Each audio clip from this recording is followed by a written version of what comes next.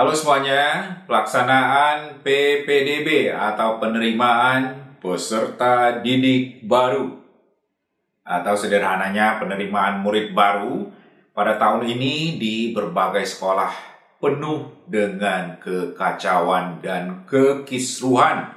Kalau dalam istilah media, pelaksanaan PPDB ini penuh dengan karut-marut atau carut-marut ya. Saya lihat ada beberapa media yang menulis dengan carut-marut. Kalau dalam bahasa Minang atau dalam bahasa Padang sih, kata carut atau carut itu adalah sebuah kata yang paling kasar yang tidak pantas untuk diucapkan. Baik, seperti yang saya sampaikan, ada banyak sekali kekacauan dalam pelaksanaan PPDB kali ini. Hampir di semua jalur penerimaan terjadi masalah.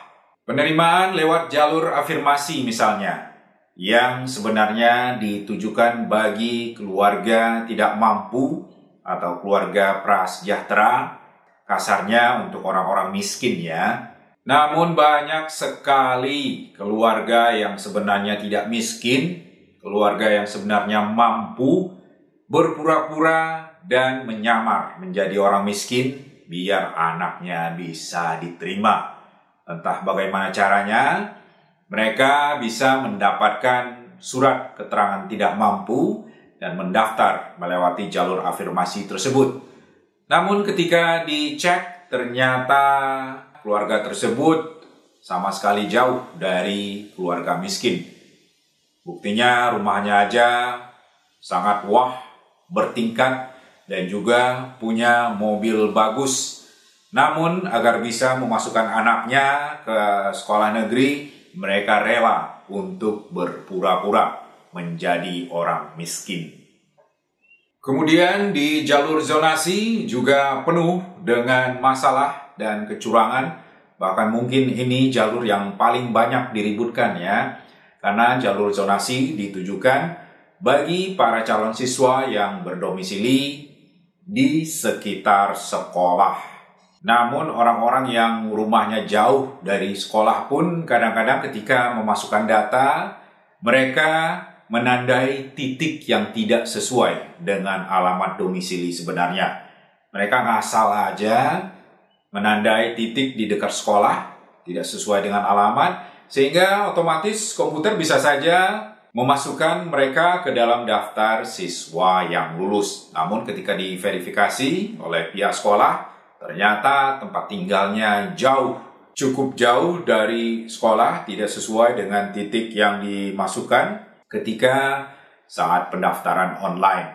Namun ada juga yang berusaha lebih keras guys, dan ini benar-benar merupakan upaya yang sangat serius, yaitu dengan memodifikasi kakak. Atau ada pula yang numpang kakak di keluarga lain yang kebetulan tempat tinggalnya dekat dengan sekolah.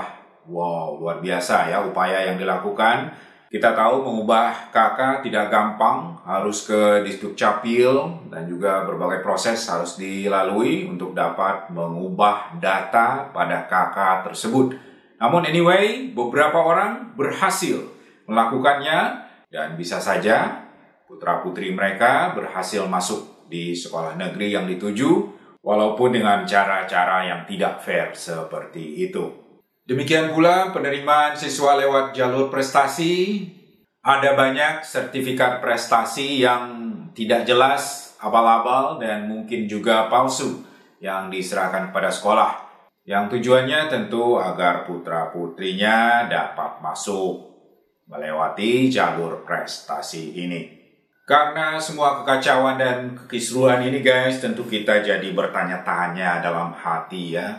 Gimana sih sebaiknya pelaksanaan PPDB yang bisa jauh dari masalah dan kecurangan?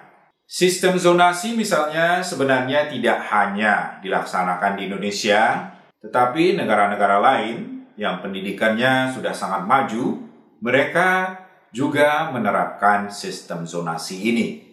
Artinya mungkin tidak ada yang salah dengan sistemnya. Terus di manakah letak kesalahannya? Nah, itulah yang harus kita pikirkan. Kekacauan sistem zonasi mungkin disebabkan oleh penyebaran sekolah yang belum begitu merata di negeri kita ini. Ada wilayah-wilayah yang mungkin jumlah sekolahnya lebih banyak sehingga tidak terjadi banyak masalah dalam sistem zonasi. Namun ada pula daerah-daerah yang jumlah sekolahnya mungkin masih kurang, jauh di bawah kebutuhan. Oleh karena itulah banyak orang tua harus berjibaku, harus sikut kiri kanan dan melakukan cara-cara yang mungkin tidak terpuji agar anaknya bisa masuk. Selain itu, semua permasalahan dan kekacauan ini mungkin juga disebabkan oleh mentalitas dari masyarakat kita sendiri. Yang mana seperti kita tahu, orang kita memang sangat kreatif. Apapun akan dicoba diakali. Sehingga yang tidak bisa, jadi bisa. Yang seharusnya tidak lulus, bisa jadi lulus. Dan calon siswa yang seharusnya tidak diterima, bisa menjadi diterima. Itulah keahlian dan hobi dari masyarakat kita ini. Kreatif sih emang bagus, tapi kalau ini diterapkan untuk mengakali atau mengoprek sistem PPDB di pendidikan kita, tentunya semua akan menimbulkan banyak permasalahan. Terus bagaimana dong solusinya agar tahun depan tidak lagi terjadi kayak gini? Masa sih tiap tahun harus terjadi kekacauan, kekisruhan, dan keributan dalam penerimaan siswa baru? Sampai kapan kita akan seperti ini? Apa nggak malu ya dengan negara-negara lain? Mereka sama sekali tidak seperti kita dan pendidikannya juga jauh lebih bagus. Kalau menurut saya sendiri sih, mungkin permasalahan ini bisa dikurangi dengan meningkatkan transparansi. Jadi, para siswa yang diterima lewat jalur apapun diumumkan kepada publik dengan jujur dan seluas-luasnya agar publik juga bisa menilai apakah siswa tersebut memang memenuhi syarat untuk lulus. Jika ada data yang tidak sesuai dan mungkin jika ada kecurangan, ya silakan masyarakat bertindak sendiri. Kalau ingin diviralkan, silakan viralkan sehingga orang jadi tahu pelaku kecurangan tersebut dan orang-orang yang akan berniat curang mungkin juga akan berpikir panjang karena tentu saja mereka juga tidak ingin malu ya kalau melakukan kecurangan kemudian tersebar ke publik. Jadi dibuka saja untuk publik data-data siswa yang sudah lulus dan diterima di sekolah negeri beserta nama dan alamat tempat tinggalnya. Sehingga masyarakat bisa menilai apakah data ini valid. Jika ada kecurangan-kecurangan yang terjadi, masyarakat tentu juga bisa menemukannya secara langsung. Buat saya sendiri sih, kalau memang anak kita tidak lulus di sekolah negeri, ya sudah lah ya. Mari kita beralih saja ke sekolah swasta yang kualitasnya mungkin tidak kalah dengan negeri. Bahkan tak sedikit pula sekolah swasta yang kualitasnya jauh melebihi sekolah-sekolah negeri. Jadi kita tidak perlu terlalu ngotot lah ya untuk memasukkan anak ke sekolah negeri.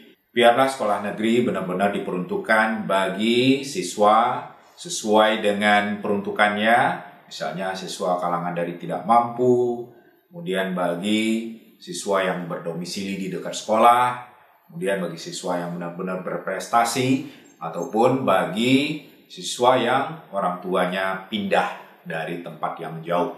Sehingga mereka harus mencari sekolah di dekat tempat kerja orang tuanya. Menurut Anda sendiri gimana guys? Silahkan sharing komentarnya di bawah. Terima kasih untuk semuanya yang telah menonton video ini sampai selesai. Jika Anda menyukai video ini, silahkan berikan tanda like-nya atau tanda jempolnya. Kalau Anda tidak menyukainya, silahkan berikan pula tanda jempol, tapi yang menghadap ke bawah ya. Saya ucapkan selamat untuk semua Bapak dan Ibu yang anak-anaknya telah diterima di sekolah yang baru, baik negeri maupun swasta. Mudah-mudahan tercapai cita-citanya. Amin. Terima kasih. Wassalam. Sampai jumpa.